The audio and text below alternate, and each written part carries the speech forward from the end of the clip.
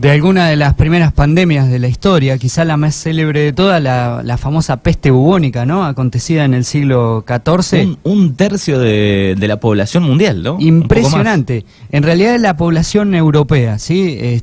Resulta que un barco que provenía de la ciudad de Constantinopla, ¿no? La actual Estambul, en Turquía, que en ese momento era el centro comercial del mundo, podríamos decir. Un cargamento aparentemente llevó cierta cantidad de ratas con pulgas que estaban infectadas con el virus de la peste bubónica. En esa época la gente vivía entre las ratas, ¿no? Sí, sobre todo eran muy habituales en los puertos, ¿sí? A las ratas les gustaban aparentemente colarse por las bodegas de los barcos para comerse los víveres que llevaban los marineros. Resulta que cuando llegaron, vos fíjate, Italia también en el ojo de la tormenta, ¿no? Porque el primer lugar donde se verificó la peste bubónica o peste negra fue en Venecia, ¿sí? De ahí se empezó a propagar por el resto de Europa, como dijiste vos, al cabo de unas décadas. Cuando terminó... ¿Esto cuándo fue? ¿En el siglo XIV? Para que la gente se dé una idea, el primer brote se dio en el año 1348, ¿sí? O sea que fíjate, y en un par de décadas nomás mató a más de un tercio de la población europea en aquel momento. Se contaba por millones, ¿sí? Una catástrofe. Hay... crónicas de la época que cuenta cómo directamente a los infectados, viste ahora que estamos con el tema del aislamiento, la cuarentena, bueno, ahí directamente les tapiaban la casa y llegaban a prenderle fuego a los techos, ¿sí? Porque se sabía que la persona infectada ya no tenía vuelta atrás e iba a contagiar al resto. Bueno, y después, ¿qué otra pandemia se recuerda un poco más acá? Mirá, en el siglo pasado, una de las más actuales, luego de la Primera Guerra Mundial, lo que se llamó la gripe española, ¿sí? Que, bueno, la población luego de la Primera Guerra Mundial había quedado muy desabastecida de alimentos, con enfermedades, muchos heridos de guerra, etcétera. O sea, una población muy debilitada y por lo general los virus se ensañan con ese tipo de población. Bueno, con la gripe española pasó algo parecido. También fue una de las primeras gripes, Manu, a escala totalmente global, porque se propagó por distintos continentes, ¿no? También acá en la Argentina, hablamos recién fuera del aire con Fernando, una epidemia muy célebre fue la de la fiebre amarilla, ¿no? Que trajeron las tropas argentinas que habían ido a pelear a la guerra del Paraguay. Brasil se vio muy afectado, ¿no? Exactamente, ahí. Brasil también, sí, se generó en el campamento de los aliados, de la Triple Alianza. Y inclusive, Manu, fíjate el carácter que alcanzó, que falleció por aquel entonces vicepresidente de la nación, que se llamaba Marcos Paz, ¿sí? Así que imagínate la escala, ¿no? Otro de los afectados que terminó falleciendo y se transformó como una especie de mártir de la medicina fue el doctor Cosme Argerich. Viste que uno de los hospitales más relevantes del país tiene ese nombre, ¿no? Así que ha quedado registrado en cuadros. Realmente se vivió como algo muy, muy tétrico en el Buenos Aires de 1870, que fue el año en el cual cundió la peste. Bueno, ¿cómo van mutando los virus? Asusta, ¿no? Sí, y cómo se controla todo. También está todo el tema de la industria farmacéutica detrás, que es para prestarle atención, ¿no? Hablábamos también recién fuera del aire. Bueno, la vacuna, todo lo que va a venir después. Siempre se cree que hay perdedores, pero también hay ganadores. Al final del cuento, alguien que ganó termina, aunque siembre muerte, siembre dolor, siempre alguien termina ganando con estas cosas, ¿no? Bueno, un poco en la intro de hoy con respecto a la historia de las pandemias, pero el tema de hoy es el gran John Lennon, ¿no? Exactamente, vamos a hablar de un genio de la música. Hasta ahora veníamos medio mal, Manu, veníamos con un genocida como Adolf Hitler, veníamos con un asesino serial como Charles Manson, y hoy vamos con un gran genio de la música, no obstante con un final también trágico del cual vamos a hablar. Increíblemente, Manu, me estaba pensando en eso, hasta se enlazan un poco las historias, ¿no? Porque fíjate que John Lennon nace en Liverpool en el año 1940, cuando Gran Bretaña estaba bajo fuego, bajo el bombardeo continuo de los aviones de Hitler, de los aviones de la Alemania nazi, ¿no?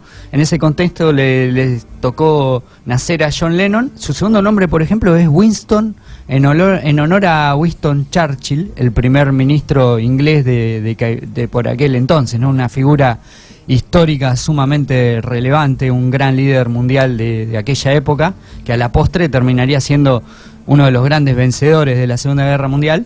Y por el otro lado también se enlaza con Manson. ¿Te acordás que nosotros habíamos dicho que Manson tuvo como una especie de epifanía cuando escuchó un tema de los Beatles que se llamaba Helter Skelter, ¿no? Exacto, así que está todo enlazado. Hay hilos, como se dice ahora, hilos conductores entre los personajes que mencionamos recién. Bueno, pero la cuestión, abocándonos un poco a John Lennon, nace entonces en Liverpool en 1940. Verdaderamente tuvo una infancia bastante dura. Él es hijo de una relación prácticamente casual entre un marino que estuvo ausente durante casi toda su infancia porque estaba abocado a la Segunda Guerra Mundial, y una madre bastante joven con algunos desbordes, ¿sí? O sea, él tuvo un hogar bastante complicado. Tal es el punto que su propia tía, la hermana de su madre, le pidió a los servicios sociales de Liverpool que se lo entreguen en custodia, es decir, lo saquen de su hogar materno y directamente se vaya a vivir con su tía, ¿sí? Más tarde, por ejemplo, su padre, el papá de Lennon, cuando vuelve de la guerra, se lo quiere llevar de prepo a la rastra a Nueva Zelanda, y estuvo a punto de conseguirlo. Gracias a un amparo judicial frenaron a último momento.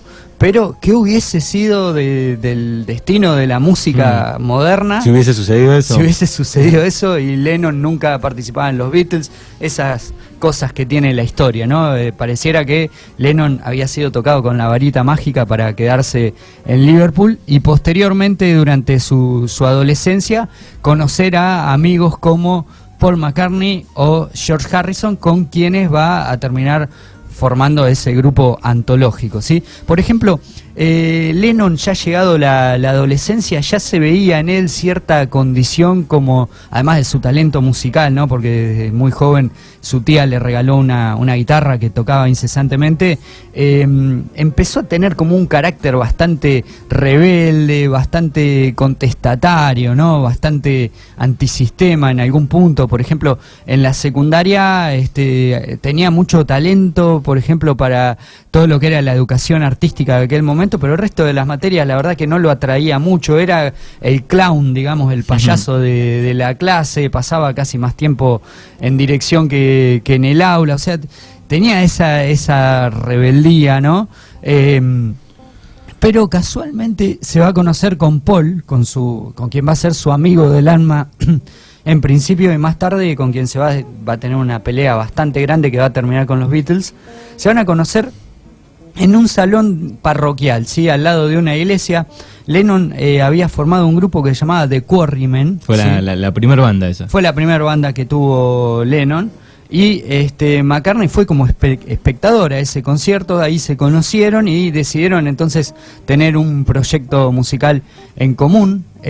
Más tarde, con la llegada de George Harrison y de Sutcliffe, ¿no? ¿Qué será de la vida hoy de Sutcliffe, que fue el primer baterista de lo que en aquel momento se llamaban los Quarrymen y que más tarde pasaron a llamarse los Beatles, ¿no? Porque abandonó el grupo en el momento en el cual empezaron a despegar y a saltar de la fama. Ahí es donde llega el célebre baterista de los Beatles, Ringo Starr, ¿no? Pero qué cosa, lo que se perdió de ese hombre, uno diría, ¿no? Sí. Pero la cuestión es que los Quarrymen se van a terminar transformando en los Beatles, ellos todavía muy jóvenes. Y el primer éxito, si bien debutan en un célebre pub de Liverpool llamado The Cavern, la Caverna, el primer éxito lo van a lograr no en Inglaterra, sino en Alemania, en la ciudad de Hamburgo. Ahí los Beatles van a tener una serie interminable de conciertos, se van a empezar a ser conocidos primero en Alemania y después en su lugar de origen. Cuando vuelven a Inglaterra, los toma que dicen que eso fue vital para el éxito del grupo, Brian Epstein, ¿sí? Un productor que la tenía muy clara desde el punto de vista del marketing, de los negocios, del merchandising, es el que empieza, por ejemplo, a luquearlos, ¿no? Le dice, bueno, ustedes tienen que hacer algo diferente al resto de las bandas, es el que les propone usar el traje, ¿no? El saco negro con camisa, corbata, el célebre flequillo Beatle, ¿sí? Al parecer, justamente Lennon era el más reacio a todas estas cosas, la verdad que no le gustaba, le parecía a él ciertamente un poco amanerado, ¿no? Vestirse de ese look, pero al parecer tuvo resultados instantáneos porque en el año 1962 es cuando empieza la gran Beatlemanía, ¿sí? Cada vez empiezan a tocar en lugares más grandes, el público que los sigue es mayoritariamente, te diría casi en su totalidad, femenino, ¿no? Se empiezan a transformar como una especie de sex symbol, además de excelentes músicos, y empiezan a pegar sus primeros hits. Es impresionante, Manu, cuando uno repasa todas las canciones importantes que han tenido los Beatles, la cantidad que han metido en tan pocos años de existencia, porque los Beatles más o menos estuvieron activos durante 6, 7 años, ¿no? Y tienen... pero es poco, digamos, ¿no? Si uno compara con otras bandas. Con otras bandas, por ejemplo, los Stones son el año 2020 y todavía siguen vigentes y se crearon en la misma época casi que los Beatles, ¿no? Sin embargo, la duración de los Beatles fue muy corta. Sin embargo, yo siempre me acuerdo, mi papá, que le gusta mucho los Beatles, tenía un cassette con los 20 grandes éxitos. Y bueno, en realidad se quedaba corto porque había muchos éxitos más, verdaderamente, y fue toda una especie de vorágine porque sacaban un disco tras otro y uno era más taquillero que el anterior y tenía más cantidad de hits. Siempre se me viene a la mente esos videos que hay, cómo se volvían locas las chicas. Exactamente, a eso se lo conoció con el nombre de Beatlemanía, ¿no? Se dice que si uno quería ir a un concierto de los Beatles a apreciar su música, mejor que ni vaya, porque era tanto el griterío, el ruido que producían sus fans, que la música no... Dice que eso, sobre todo George Harrison, que era, si se quiere, el Beatle más calmado, el más tranquilo, el más analítico, que no le gustaba tanto ese tipo de cosas, lo empezó a frustrar mucho, la cuestión esa de salir en concierto, porque él decía, al final, ¿para qué estamos tocando si solamente nos tendremos que parar en el escenario, que las chicas griten y ahí se termina el concierto, ¿no? Porque no... Por ejemplo, una de las canciones que demuestra esto es el célebre Twist and Shout, ¿no?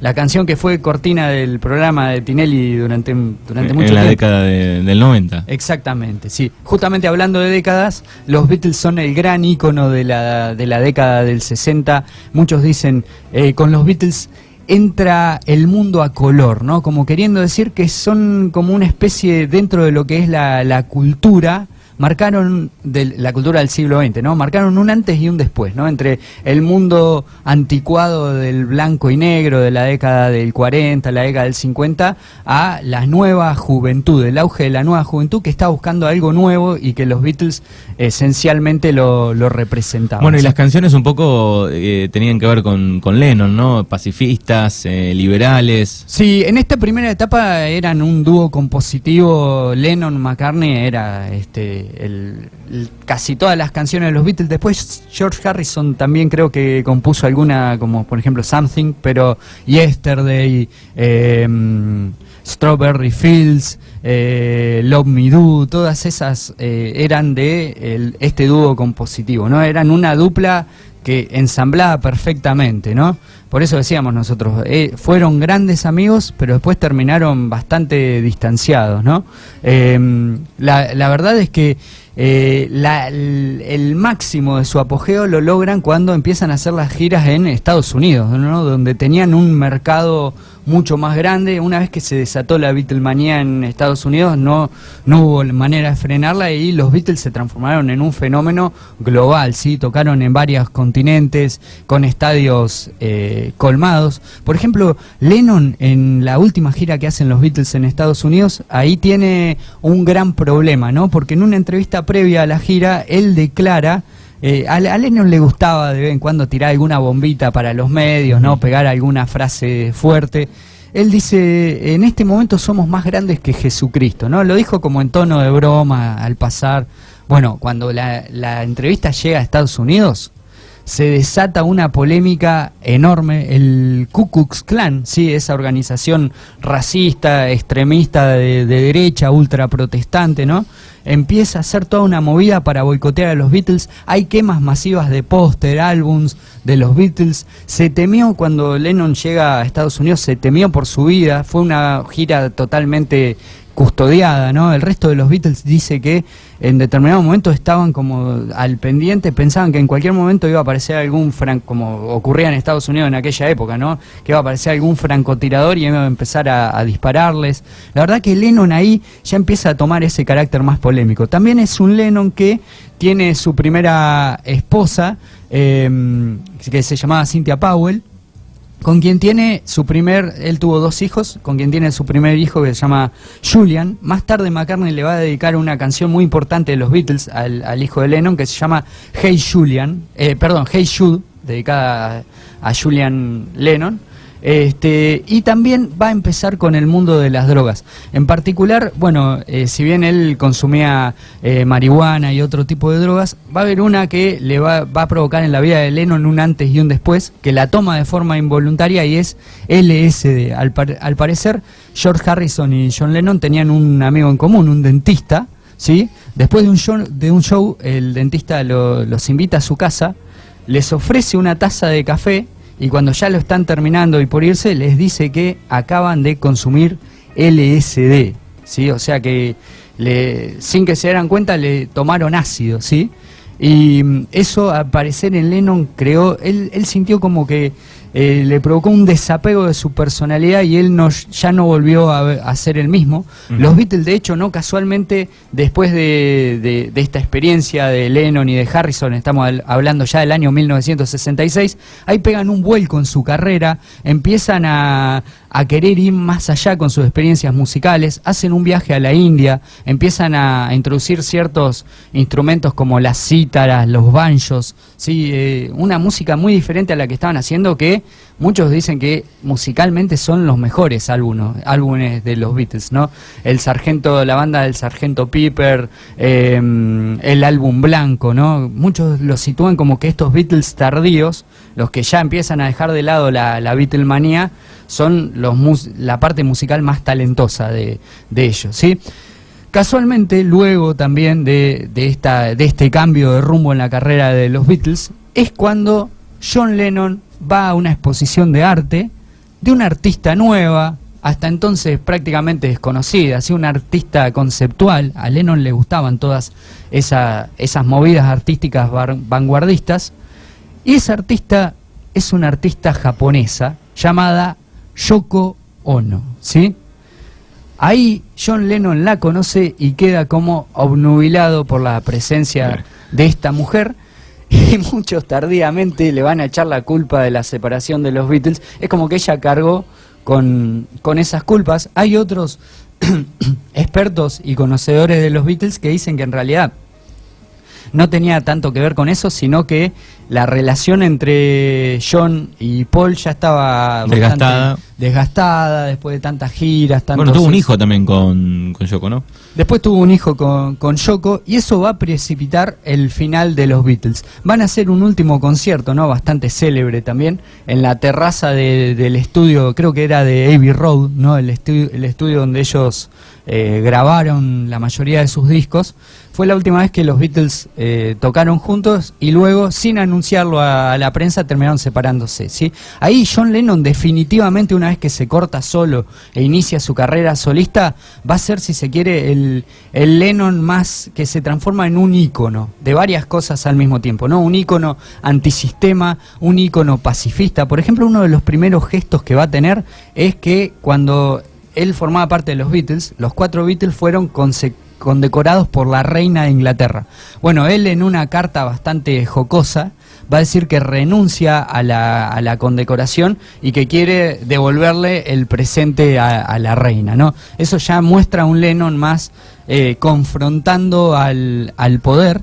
También se va a transformar en un pacifista acérrimo, va a estar en contra de la guerra de Vietnam. Por ejemplo, va a componer himnos pacifistas como, por ejemplo, Get Peace a Chance, ¿no? Denle una chance a la paz. Va a tener un evento, porque también además su parque musical la va a empezar a acompañar un poco con estas escándalos, si se quiere, públicos. Por ejemplo, va a convocar una conferencia de prensa en un hotel de Suiza, si mal no recuerdo, donde alquila una suite del hotel con Yoko Ono y hacen lo que se llamó la encamada por la paz. ¿Sí? Ellos directamente hacen conferencias de prensa con varios periodistas dentro de ese cuarto, y están como Dios lo trajo al mundo, ¿no? Difundiendo su mensaje pacifista. Imagínate, Manu, para la sociedad de la época constituyó todo un escándalo, ¿no? Un revuelo impresionante. Un revuelo impresionante. También empiezan a querer tener una vida más desprovista de las muchedumbres, de las ciudades, y se alquilan una quinta de un par de hectáreas, imagínate, ¿no? Un palacio del siglo XVIII a las afueras de Londres, y ahí es donde Lennon va a componer un célebre disco. Compone Imagine, ¿no? Con esa canción que hoy en día se ha transformado en uno de los temas más renombrados del siglo XX, ¿no? Viste que varias revistas especializadas en el tema, etcétera, suelen hacer ranking de las canciones más importantes. Bueno, Imagine siempre está ahí en los primeros puestos, ¿no? Como... Sí, aparte de algunos datos lindos de Lennon, ¿no? La revista Rolling Stone lo catalogó como uno de los mejores 5 cantantes, como compositor, ¿no? Debajo de Bob Dylan y creo de Paul McCartney también. Fíjate en las ligas que juega Lennon, ¿no? Entre los más... En primera. En primera, más arriba de eso es difícil encontrar, ¿no?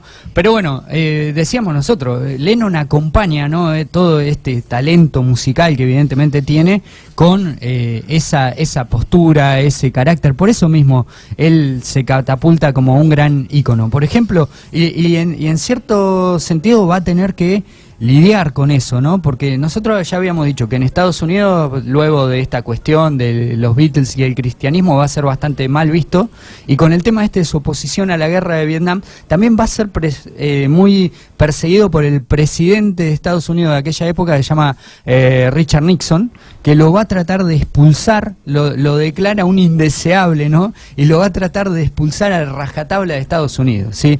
Porque Lennon amaba la ciudad de Nueva York. De hecho, Manu, no sé si habrás visto alguna vez, hay una de las fotos más clásicas que hay de John Lennon, es una donde él está con sus gafas de sol y una remera que dice New York, ¿no? Ahora, ya que justamente estamos hablando de looks y todo eso, es el Lennon, ¿no? De pelo largo, ya el flequillo Beatle había quedado bastante atrás, los anteojos redonditos, barba, ¿no? Un Lennon más hippie, podríamos decir, ¿no? Y también, obviamente, adhiriendo a ese movimiento. O sea que el Lennon de la década del 70 es el Lennon. También va a empezar a tener una recaída muy fuerte con el mundo de las drogas. En determinado momento va a estar separado de Yoko Ono, pero cuando deciden reanudar su matrimonio, van a tener el segundo hijo de la pareja, que se llama Sean Lennon, ¿no? Al parecer, esto a Lennon tenía como una especie de culpa con su primer hijo, con Julian, como que lo agarró en plena época de la Beatlemanía, no le había dado los cuidados que él requería, entonces sentía tanta culpa que al momento de tener su segundo hijo decide dejar su carrera completamente de lado y durante algunos años no va a componer, a lo único que se va a dedicar es a la crianza de su hijo. Total, rentas como derechos de autor y todo eso le sobraba, ¿no? Para poder asegurarle su subsistencia, ¿no? Bueno, también músico, ese hijo. Exactamente, creo que los dos, mirá, los dos han sido músicos, si bien no han tenido un gran renombre, también a la sombra de quién... Hay que remarla. Hay que remarla, sí, tenés que ser el hijo de Lennon y ser músico, ¿no? Bueno, la cuestión es que ya para el año 1980, ¿no? Cuando ya Lennon ya tenía encaminado a su segundo hijo, ya le había dado los cuidados, la crianza que él quería darle, decide volver a la música, edita un nuevo disco, ¿no? Y ya empieza a ver que no, la crítica no lo trata igual que antes, no, muchos empiezan a hablar que Lennon está oxidado, ya es como que eso lo deprime un poco, busca refugiarse en el afecto de Yoko Ono, ¿no? En Nueva York. Él salía a dar muchas vueltas por un parque que se llamaba Central Park. La pareja ya tenía un departamento que se había hecho célebre entre los artistas del momento, que lo visitaban muy frecuentemente, en un edificio que se llamaba Dakota, ¿sí?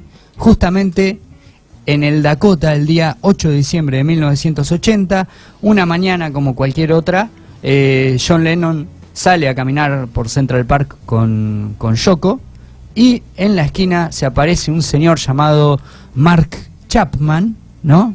Hay fotos de la mañana de ese día donde se lo ve sonriente a Chapman, mostrándole el nuevo disco de Lennon para que Lennon se lo firme, que de hecho Lennon accede muy amablemente, ¿no?